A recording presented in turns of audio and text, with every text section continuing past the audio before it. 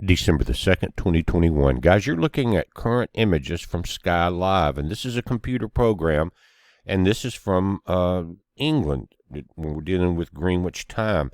It would be a little after 4 p.m. there, and you can see the sun is setting below the horizon right there. Now, you're still going to be getting this glow from it. Due west is a little to the right, and Comet Leonard, is why I'm doing the video, is a little further to the right. And so as you're looking at the sunset there in England and Europe, look to your right, and you possibly can pick this up with binoculars or small telescopes. They're saying by December the 12th, in 10 days, can be easily seen with the naked eye. Comet McNaught did this as it got closer to the sun. And we're going past December 12th now, that the forward scattering of the light could make it become maybe 100 times brighter and highly visible with the naked eye. And I just want to show you some of the pictures. But again, the sun is setting here. This is Greenwich in the United Kingdom. That's where we get our GMT time. The time is, as we're doing this, a little after 1600 hours, which is 4 p.m. there. And guys, you may start to get some images of this. As a matter of fact, in Colorado, we are already getting extremely good telescope images.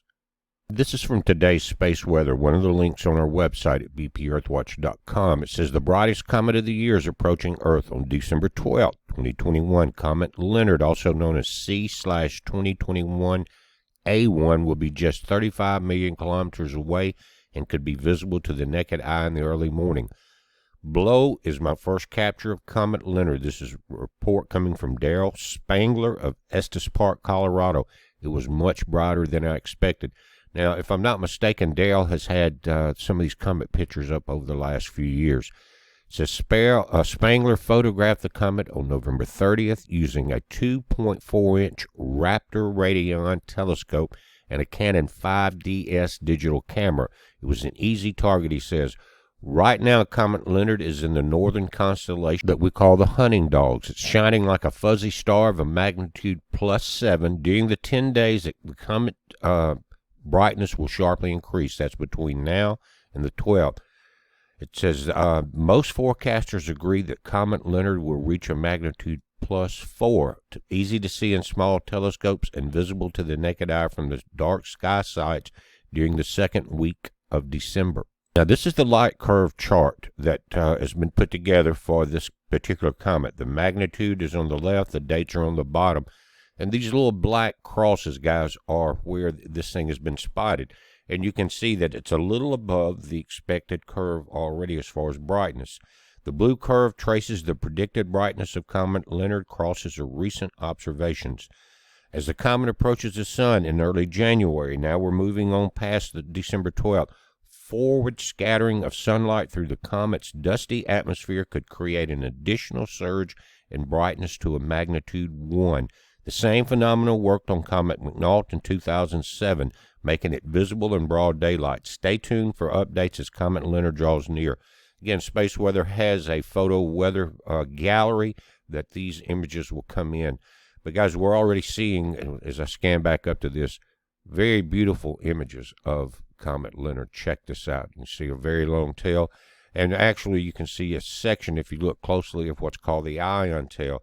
You've got a debris trail that's behind the comet as it moves, but you've got an ion trail that indicates the direction of the sun. The comet could be moving, say, right to left as far as the sun is, but and there will be a debris trail moving in that direction, but that ion tail tells you where the sun is because solar wind is blowing across the comet also in whatever direction that it is coming from the sun.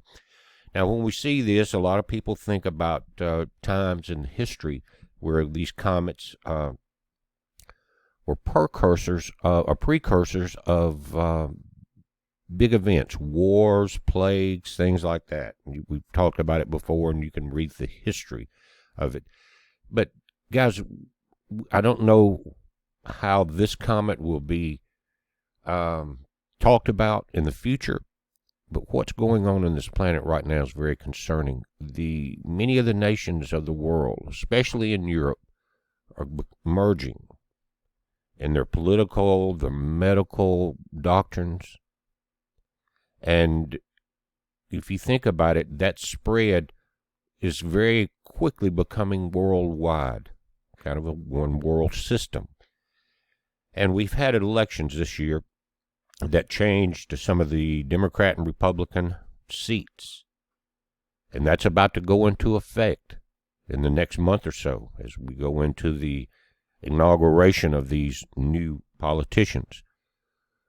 Will something happen before that point? Will something happen that stops the takeover of the new generation of politicians that just got elected? I hope you understand where I'm going with this and why it's a limited conversation for obvious reasons. But I feel like, guys, if you're going to prepare, you need to make sure it's very quickly, because the power system, the political power system that we have now, is basically right where the powers that be want it. Will they allow that to change? Do you think they will? Or will a worldwide event kind of bring in a worldwide martial law and shut down a lot of things?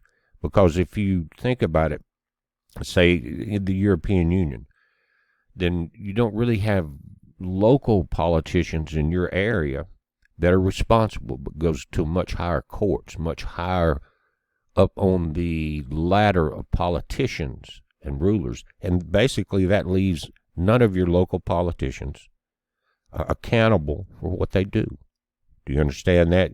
The system becomes untouchable. But guys, prepare now. What's your currency? What's your food? What's your water? What's your back? We're going to be updating this, but guys, there's things that are very important that are happening very fast that we really can't talk about. And I hope you're awake. It's a heads up. Be safe.